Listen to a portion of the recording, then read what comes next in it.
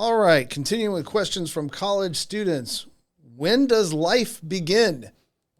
That's it. All right. So a human life begins at the completion of the fertilization process. This isn't even a controversial issue. A whole and distinct human life exists at the completion of the fertilization process. The embryo is not a constituent part of the mother. It's not an organ in the mother's body. It is a whole, distinct, and living human organism from the moment it comes into existence. So the question is probably one that's being asked by somebody that, as you say that, look, human life begins at fertilization. We have an organism. That organism is operating independently. It is developing within its own course. It is not a part of the mother. It is not a part of the father. It is a child, being the direct biological progeny of its parents.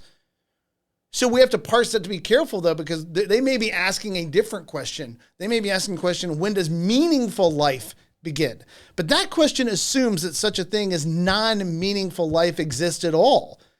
What that question assumes is that there is a category of human life that we are allowed to destroy because it doesn't have the same value or meaning or purpose that the rest of us do. It is not one of us. So if anyone's ever trying to draw a distinction between non-meaningful life and meaningful life, or merely human and then personal life, then they have to defend drawing that line at all. Because a human organism begins to exist at the end of the developmental process. And this piggybacks or dovetails rather well with other questions I get when they ask, why is it wrong? Or at what point are we supposed to treat? Or do they have the same rights? Am I really trying to say that a fetus or an embryo has the same rights?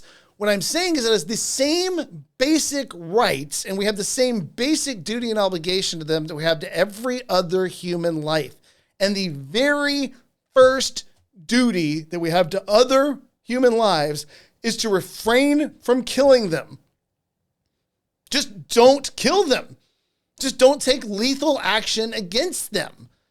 So life begins at the end of the fertilization process because that's the moment that we have a whole, distinct, living human organism growing on its own, developing on its own, and not a part of any other organism, an individual.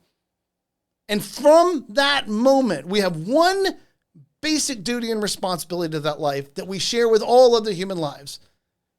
Do not kill it without extreme necessity.